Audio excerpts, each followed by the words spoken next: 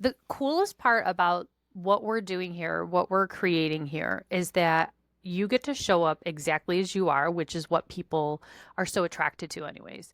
I get to show up exactly who I am because that's who I am in the moment. And you give me permission to be me.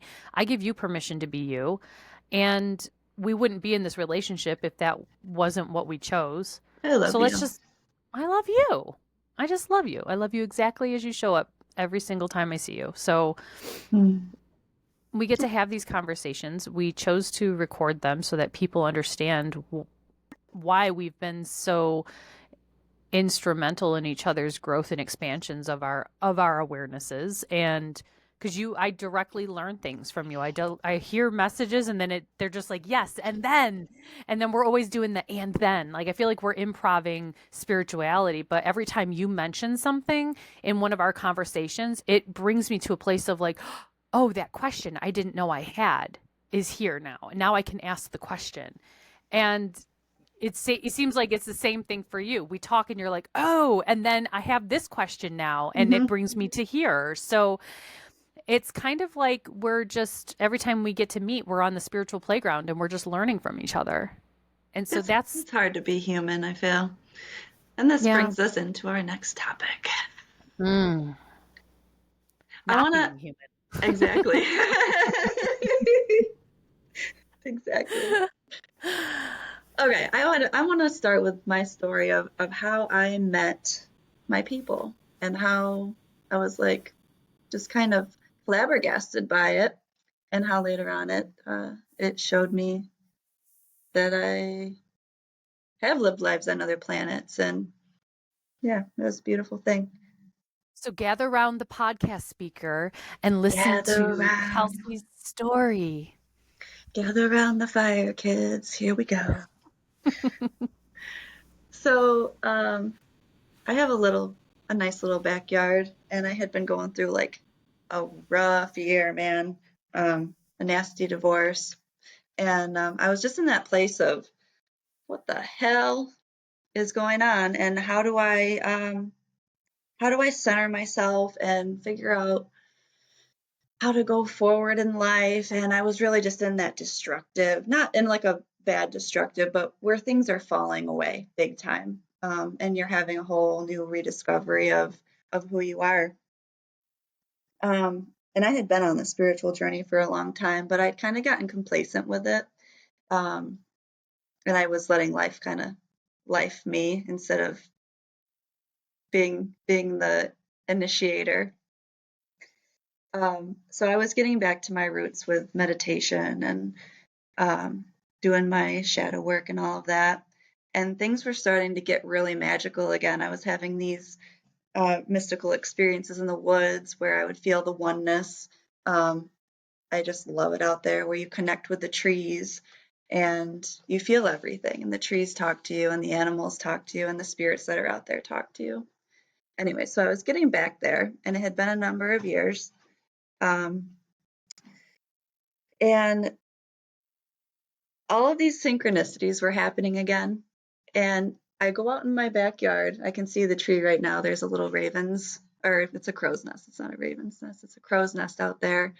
And they're my babies. They're just like, ah, they're so dark and beautiful. And it just is my soul. Anyway, so underneath my crow tree, there was a fairy ring of mushrooms that showed up. Just, it was almost a perfect circle. And I went out back there and I sat in it because it was just calling to me. It was just like pulling me in and calling to me. And I sat down in it, and it was it was beautiful. It was like having a couple glasses of wine without the nasty wine feeling, where you're just like happy, peaceful. And then things start to kind of go like this a little bit, and this energy starts coming up. Um, and I feel the presence of a few beings. And I had had spirit guides before this, but I hadn't really seen them in this way.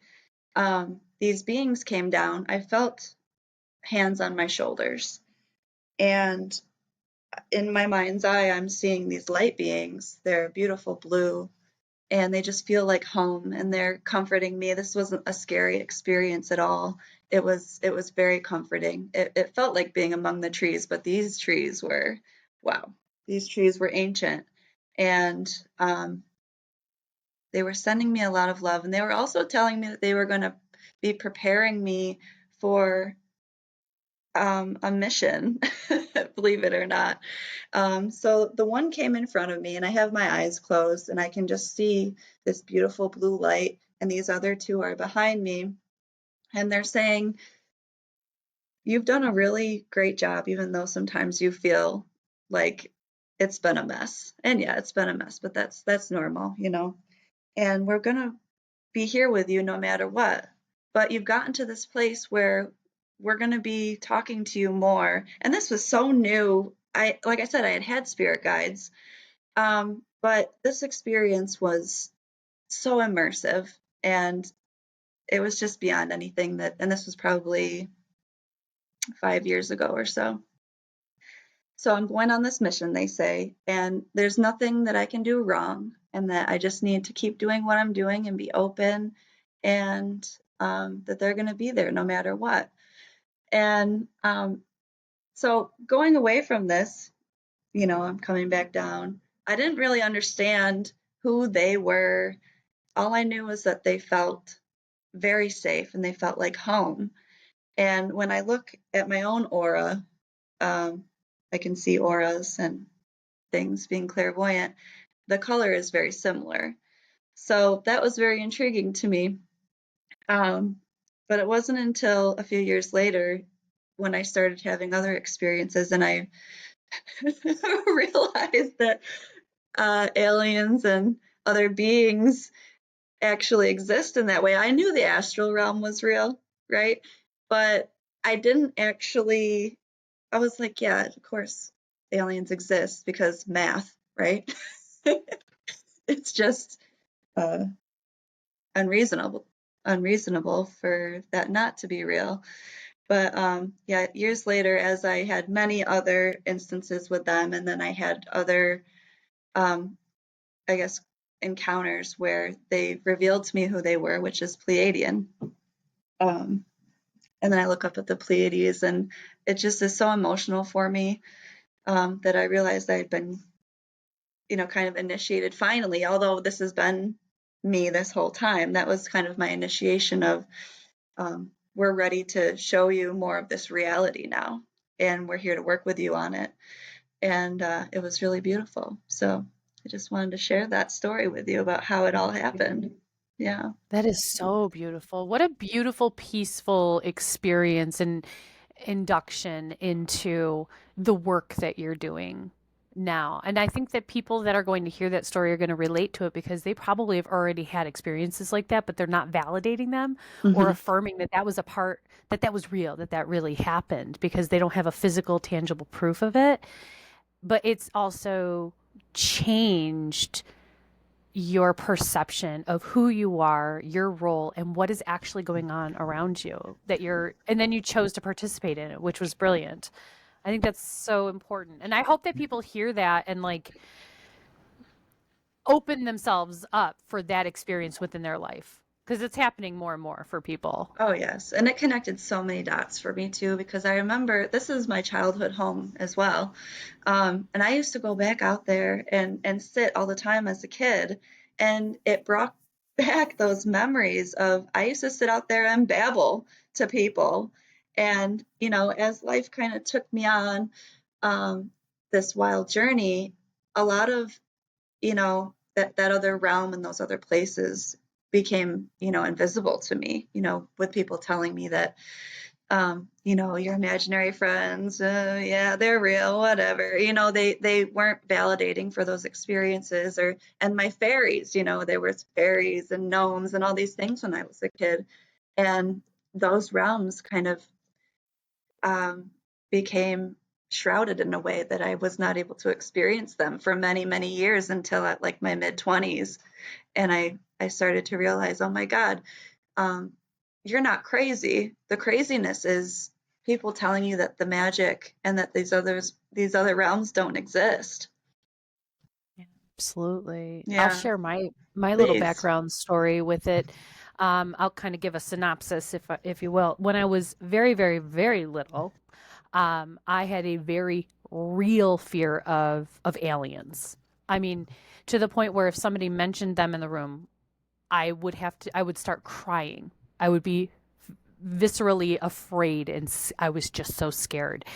And which is funny because my favorite movie growing up, and I'm looking at the videotape right now. I still have the VHS tape of the original ET that I had growing up. It was my favorite movie. I couldn't watch it alone. I had to watch it with my mom, but ET was my favorite movie. And I remember crying at the end every single time when Elliot and ET said goodbye. And I was like, but it's not right. They should be able to work together. Like, I just remember being so sad in that moment. Oh, And then bedtime would come and I would be terrified, terrified in a way that no adult could explain. No one could understand. And I didn't understand. And to the point where I stopped sleeping, I wouldn't fall asleep. I would be awake. I would be the last one awake in my whole household. I would be up. I would see the ghosts in my house. They would even calm me. It was a very nice little network of spirits I had around me. um, and then I had this thought that if I could, I really thought that aliens were going to take me out of my bed at night and I wasn't going to come back. And so I had this thought, being a 5-year-old, 4-year-old little girl, that if I filled my body up with like lead or magma from a volcano, that I would be so heavy they they couldn't couldn't pick pick you me up. up. They couldn't pick me up, and they couldn't take me out my window, which I swear was happening. Right? As a little kid, I swore that was happening. Well, it Knew that probably was was. happening. It was, but in a different, yes. Um, so in those moments, I would fill my whole body up with this really heavy lead, starting with the tip of my toe, and I would watch as it would fill my whole body up. And then by the time I got to like my hips or my belly, I would be asleep, really. And what I was doing back then was actually hypnotizing. That's self hypnosis. I was hypnotizing myself to go to sleep, which is ironic because I'm a hypnotherapist now. So I introduced myself to that concept when I was an itty bitty baby. But as I moved on in my life and I grew up, the fear of aliens never left me. Like, it was a real fear. I remember being 8 years old, watching movies, 10, 12.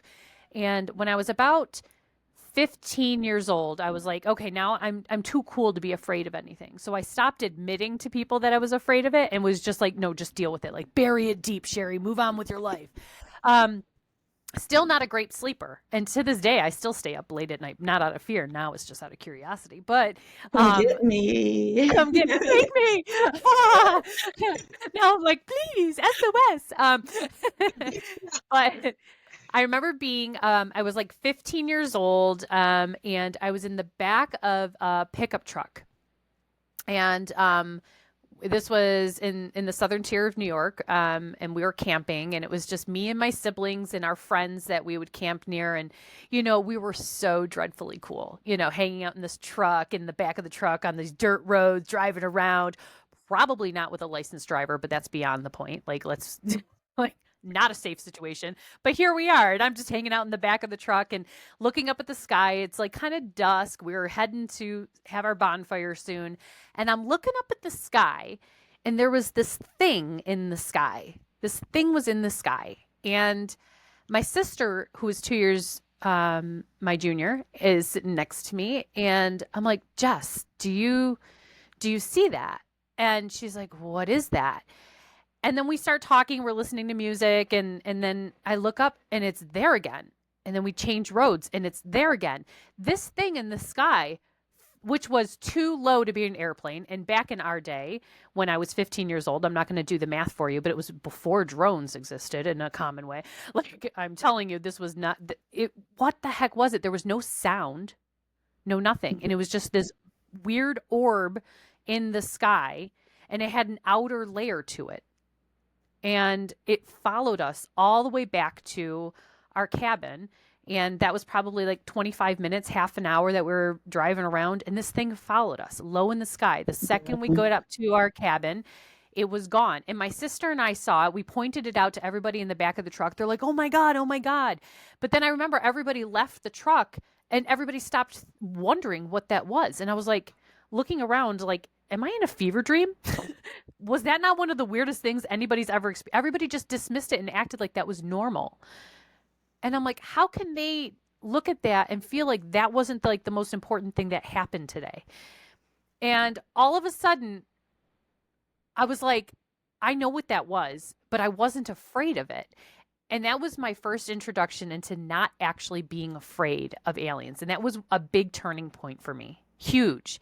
So then fast forward to I'm about 20 and I have another experience with an ET, and that's a longer story for this. I can explain that at a separate time, but I actually had a being in my physical environment manifest in front of me. And yes, that's a juicy story, but that part of my life changed everything. It opened up doors that I don't know I was ready to open, but apparently I was because I walked through them. And from that moment on, beings came into my existence, whether I wanted them there or not, but the fear was gone. And I think that was what changed for me.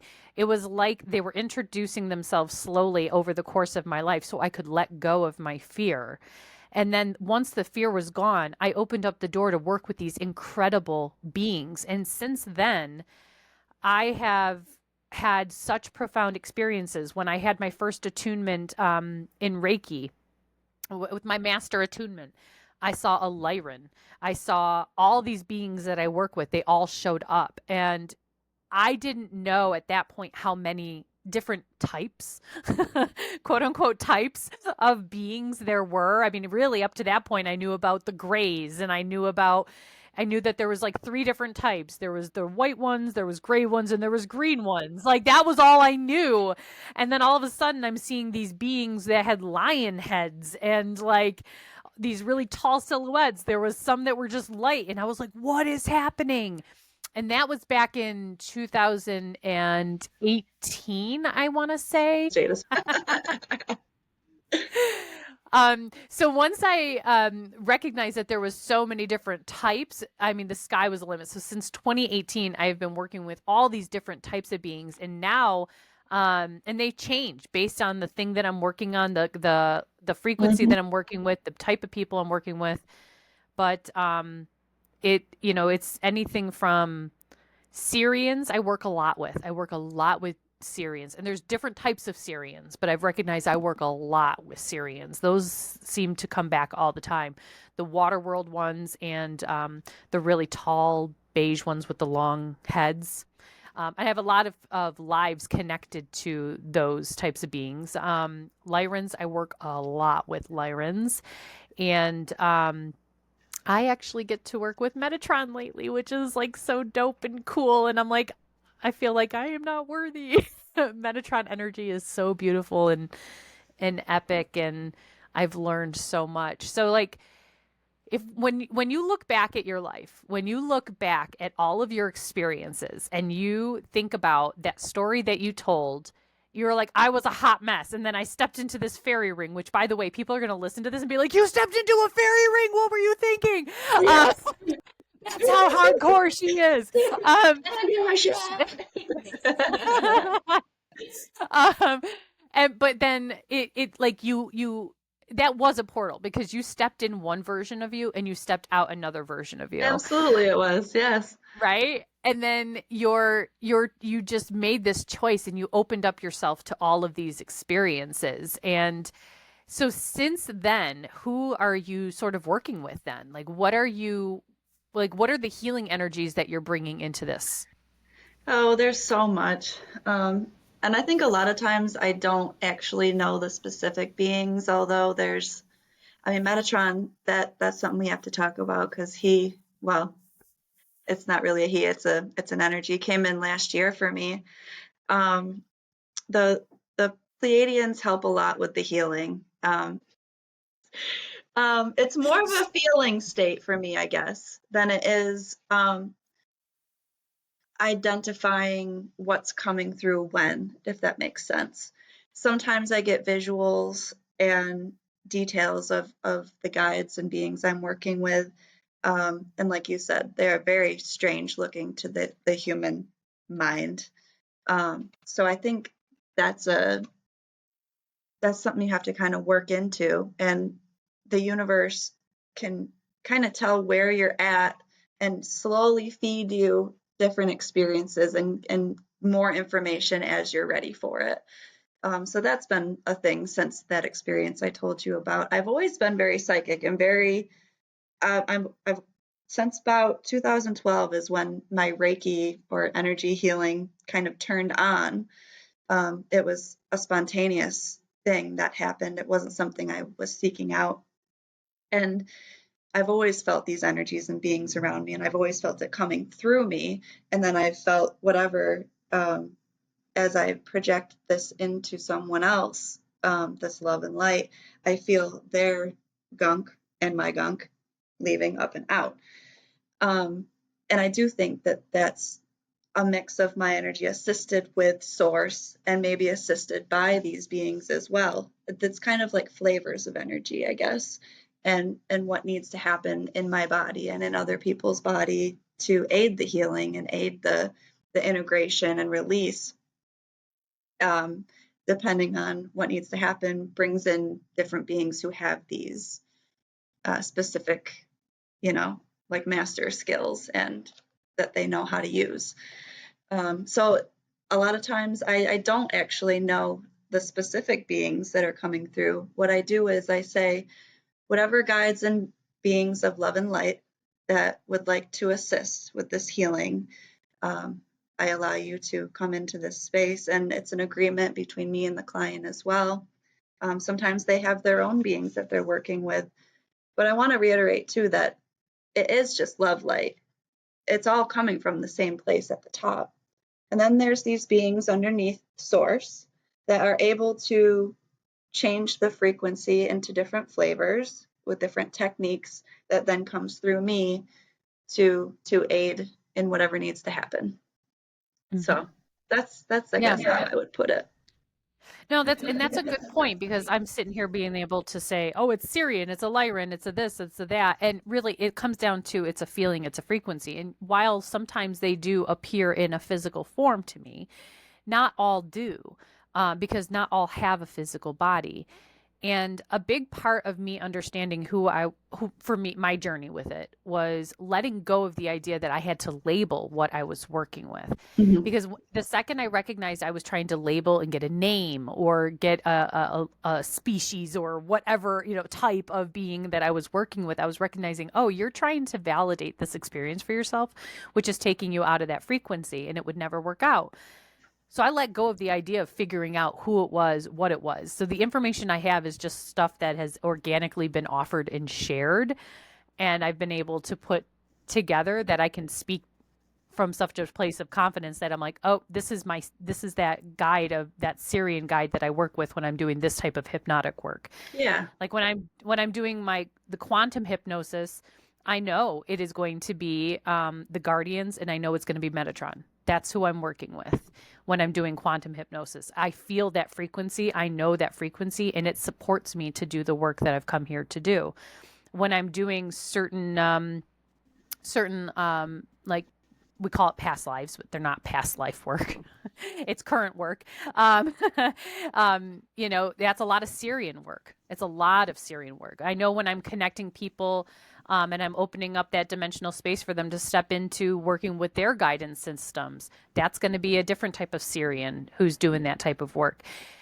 And it's just real. It's almost like going to a job and getting to know your coworkers. Like you know who you're working with, you know how it feels to work with them, you know how to how to work with them, what they're expecting of you, what your expectations are of the experience, and that you're coming together and you're going to get the job done.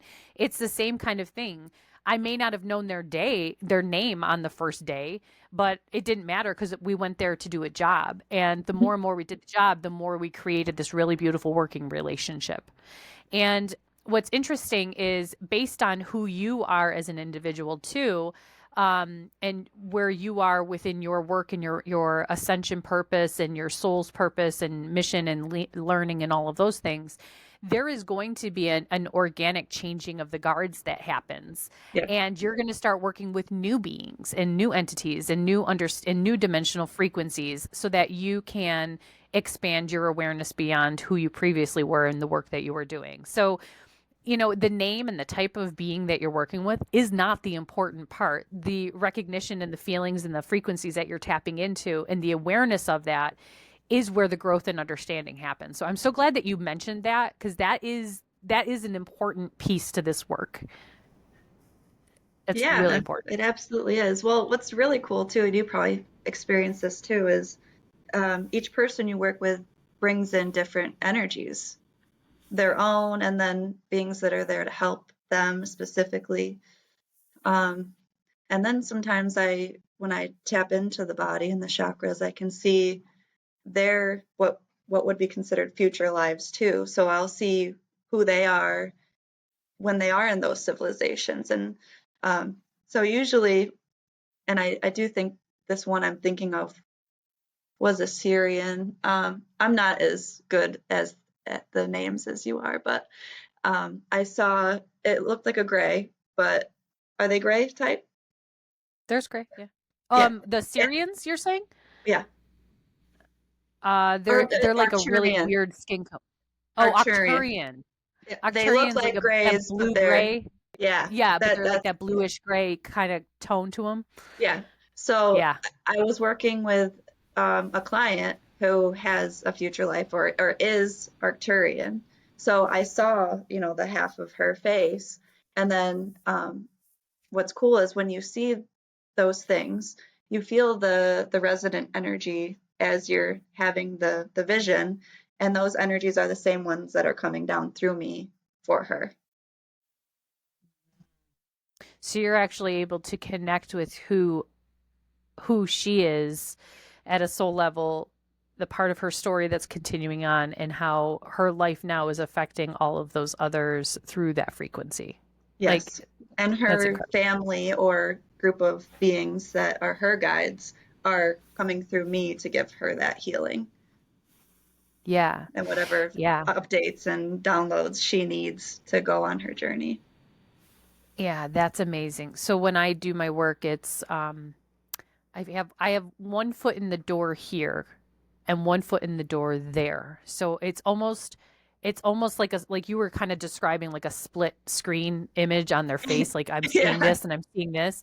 And it's very similar in that that's how I'm experiencing what's happening now with the client as they're experiencing it. Why And do I'm they getting come my in so close? You just see like a big eyeball right here, and I'm like, whoa, can you just give Why me do like they do three that? feet? It's right here, and it's always my right eye. They come in and they're like, "Hello." It's my left. It's my left. Yeah. Like, It's damn, kind of okay. personal space. Do they not Yeah, teach that yeah. over there? Like, come on. Yeah, Personal totally. They're space. just like, "Hello," and I'm like, "Okay, yes, I see you. You are tuned in." Um, so like having one leg here and being able to listen to my guidance system and intuitively guiding me to ask the right questions so that they are opening themselves up to their experience. Then I also have one foot in their experience where I'm actually seeing from my own vantage point, like an astral projection or an astral traveling of what it is that they're seeing and they're experiencing. So I feel their emotions, I see what they're Hmm. seeing, I see who they're working with. And so I can hear it, and I'm here and I'm being the operator and like giving, doing the guidance, guiding them into their hypnotic trance. And then once they're there, I'm asking them the questions, recording it, but then I'm also having this trippy experience with them and like in it.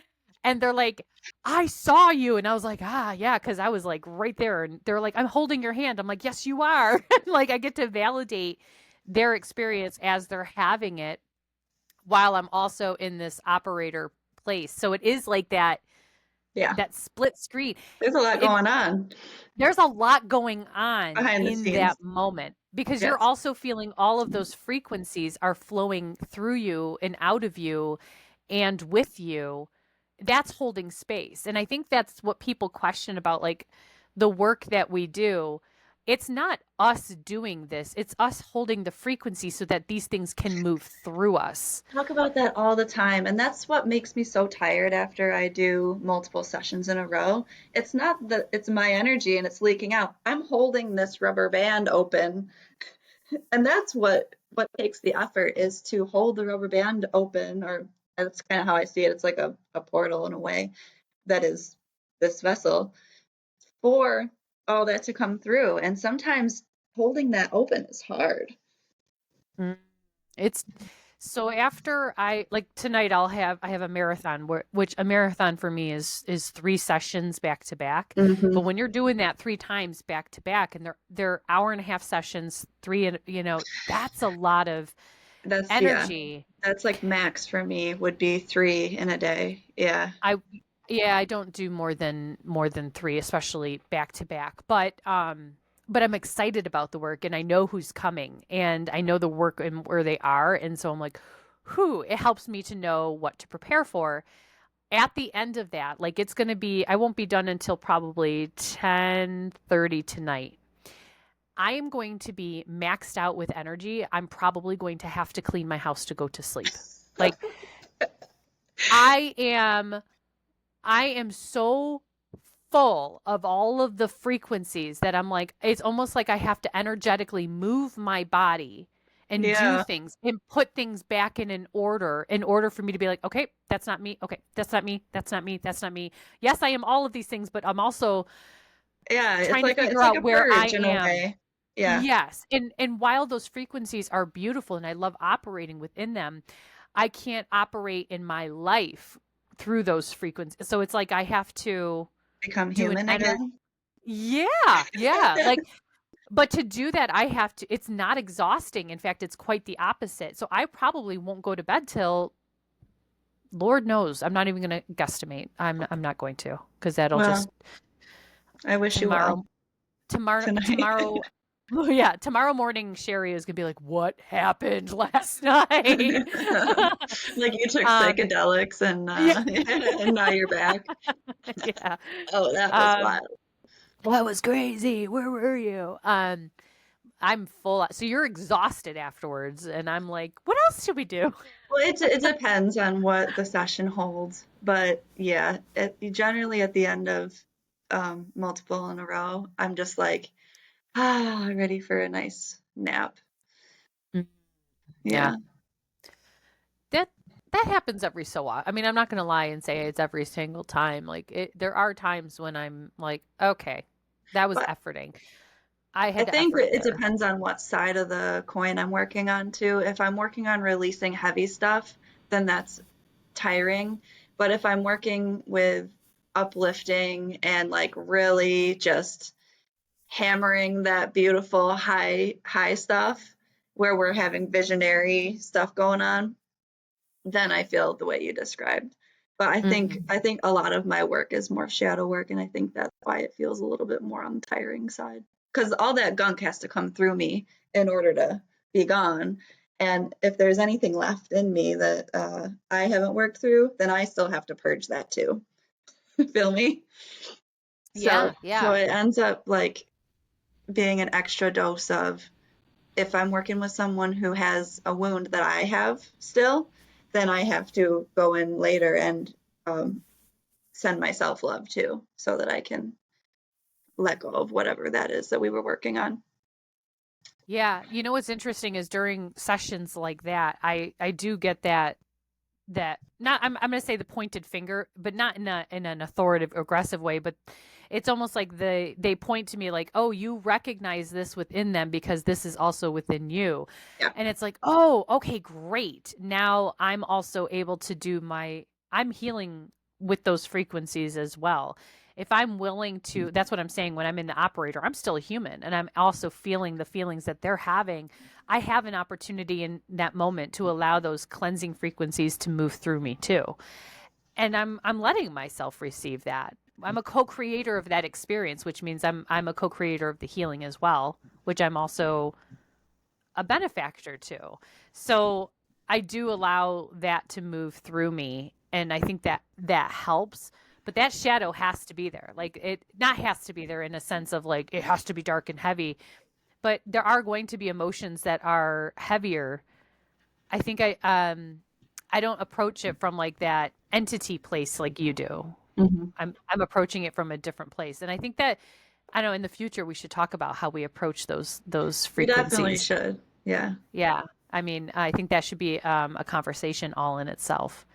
I mean, it So, all is the same. It's just there's a lot of different ways they kind of manifest right. and So I are think that we perceived. should yeah, I think we should devote time. I actually feel strongly that we should devote some time to speak on that all in itself Yeah. is how we approach that. Because we do have different approaches to things, and that's what I think makes us so formidable of a pair is that we approach things from such a different vantage point And with then we it. get to bicker for a little bit, and then we're like, Oh, oh, we're actually saying the same thing, just in like yeah. different different ways. I love that about us. Like, no, Like, you're wrong. No, you're wrong. Wait. Oh, we're both right. Okay, okay. oh, we're both right. On the record, we never say the other is wrong, but That's that's, true. yeah, I'm just we have picking fun at never, you. I I'm like, know, how but do I you just get want to everybody to that? know. Where the hell, like, what are you Where did that talking come from? about? You need to explain yourself, please. Yeah, usually the other one is saying, "So I actually see it like this," Yeah, and like then I'm the other one's not. like, "How?" Tell me more, please. It's so good. Um, so going for okay, so maybe we could wrap this kind of being conversation that we're having and who we work with. Maybe we can wrap up this conversation with explaining who you're sort of seeing coming through now, because they two kind of come in trends based on the healings and things like that. Who and how it feels and what you think the invitation is of these beings for us as a collective. Maybe this is more of a Mm. collective reflection. If you're comfortable with doing that, we can each share our perception of that collective message coming through from the beings. Yeah, yeah, I'll start. I think the main message is that, well, first of all, I've been working with more star seeds. And I think everybody to a certain extent has these lives. It's just some people have lived or had been more of an adventurer, right? And have more of these experiences than others. And some people aren't quite ready to talk about it yet or even let their minds go there. But um, so I'm connecting people with those origins. And I think going forward, we're actually looking for physical contact is what I've been getting the last year probably, but it's definitely been ramping up lately. We're seeing a lot of crafts in the sky, and people like you and I have seen those for a long time, but the general public is seeing that now. Um, I think it's time to get more people aware that these are our friends. Um, there are ETs just like there are humans that are on the good and bad side, but this ascension and the process that we're in right now is about bringing our galactic family in so that we can all work together and create more of a beautiful experience for each other, this co-creation, this collaboration, and to realize that we're not here all alone by ourselves. I think that wraps it up, but it goes into actually getting our minds in a place where we can get ready to see these beings not just in our psychic screens but in the physical. And even for people like you and I think that's a little bit of a stretch. You probably have been spooked out before. Actually, you've told me of you get spooked when things come in the physical. And you know just trying to get the information out there so that we're not going to create another war type situation where we're fighting with each other and then these beings are coming in and now it's everybody's chaotic and in fear. I think the goal is now to um, spread the message of love and light that these beings that are out there are here to help. There's technology that's coming that, quite frankly, our government has suppressed. to keep us in this slave system. Free energy, healing modalities with frequency. There doesn't need to be illness and cancer and all of these terrible things that we deal with. There's organic, and more than organic, there's technology that is harmonic to heal our bodies.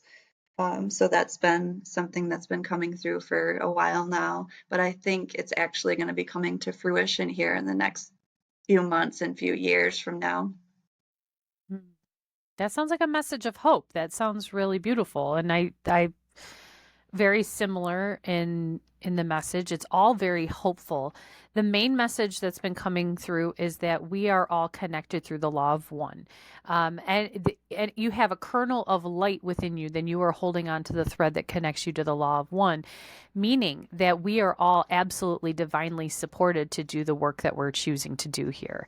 Within that work, all of us are existing on this planet at this time, not by accident or coincidence, but because we came here to do a very specific job and to own our role within the ascension of our collective. That's what we're doing here. And in doing that work, there are a few things that have to happen in order for us to do our job and for the collective to actually shift into that higher frequency space.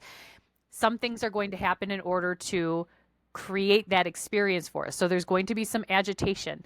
There's going to be political upset. There's going to be physical things within our environment that shape up. There's also going to be disclosure. And disclosure is happening from multiple places. So there is disclosure coming from our own government and from the people that we have had as false idols and all of that. There is disclosure happening with the hierarchies, the energy that we have put into like certain systems, like the healthcare, banking, government, and then there is disclosure with these beings. And 2024 was really about breaking down those hierarchies and where we've been putting our energy and disclosing the truths behind how we've been investing our energy into some of the false systems and the people. And now we are recognizing the disclosure in the frequencies and in the energies. And come 2025 into 2026, we are actually going to be experiencing full disclosure within those frequencies and those energies. And it's going to appear differently based on where you are in your own journey. Remember, our mind is always going to protect us. So you are going to be pushed outside of your comfort zone now, which is something humanity has not quite experienced in this depth, at least for the people that are alive and well right now, right? So, like, that means you're going to see things in the sky. You're going to see things physically manifest. You're going to see flashes of light or craft or see things on people's faces or in their eyes or walking by you in your peripherals. You're going to start to see things. That is because our collective energy is starting to shift and change. So there's more doors open to you, so to speak. But your job, all of our job, is discernment. What is actually being offered from that law of one, from that connection and that source energy that is helping you to shift out of some of those lower frequencies that we've been in?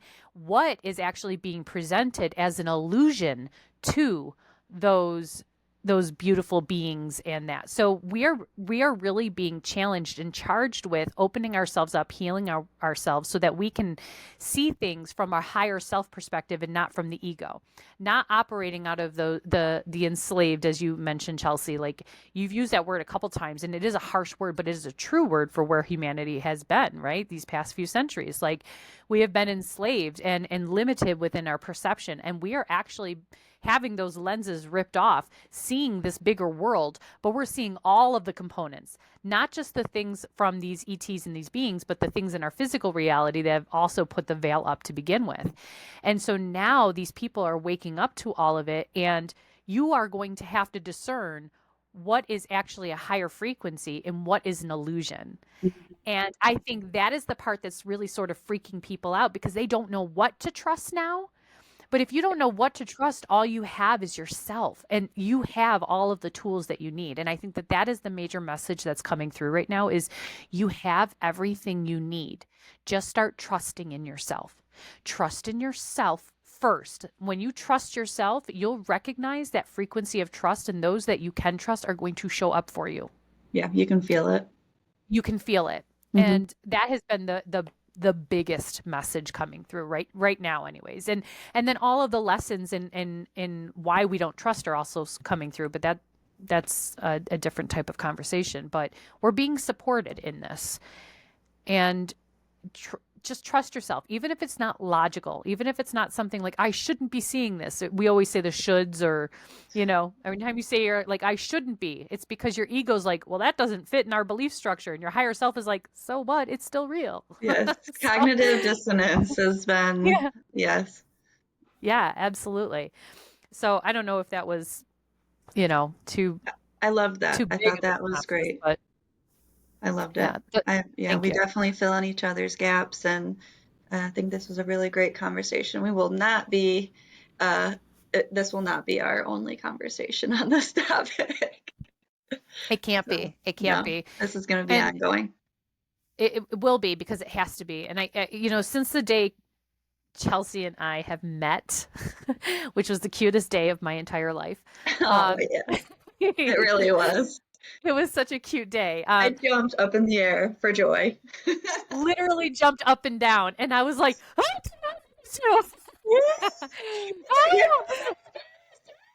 we were we were like those girls that are like that were in the girls in the bar that are you had a couple drinks and then you see each other for the first time in the bar. You're like, it was like that, but like the sober spiritual version of that. You're here. There was such a recognition there, and I don't think it was even in our minds. It was just our bodies of like being in the same vicinity of each other, you know, Yeah. for the Yeah. first time, but not for the first time. Yeah. And Yeah. and I think from that moment on, we have been filling in each other's gaps. Just so it's like shuffling the card deck, and you know how the cards all fit into each other? Yeah, Like that's what we it do. And is. that's why I love our conversations. I gained so much just from talking with you and hearing your truth and your perspective on things. Just rounds so much out for me, and that's why I think that these conversations are so important. And I think it started when we first met each other, and we were like, it's freaking out. This seems like a come back to that moment. And we get to see each other in a new way, and we're going to start our relationship up in a new way doing these little recorded conversations. It just Yeah, seems important. I really couldn't be more excited, to be honest with you. So I love I we're love that gonna you get say into a that in lot of. such a you say it in No, such a really. monotone voice. I'm No, really no, very excited. I have to bring it down so I'm not screaming. No, we're gonna get into some really weird stuff, and it's gonna be amazing. Like I don't even know what we're gonna get into, and I'm intrigued myself. So Yeah, yeah. So I think this is something that we feel good about sharing. Then there's going to be an opportunity for people to give us topics to talk about. yes, Like questions. I want questions from people. Like I just feel like answering questions just like we do with our clients or our groups that we do. We have such really great conversations based off of questions. So I think having an opportunity for people to ask questions is important. yep. Send us all the questions. We'll try and hit some in our next few episodes, and yeah, let's just get a good conversation going. So Yeah, yeah. This is definitely the place for that conversation for all the weird stuff. yeah, should we say for entertainment purposes only? Wink. Um, I would say for spiritual growth purposes only. And if Don't take not a us off doctor. the air before we even get on. I'm not a doctor. We're just crazy people talking about crazy things. Yeah, yeah. Go ahead and file us away with the crazy people and just dismiss us. It's totally fine, algorithms. It's fine. Oh boy. I think that wraps us up for today, huh? I'd say so too. All right. I love you. Love you. Mwah. Bye.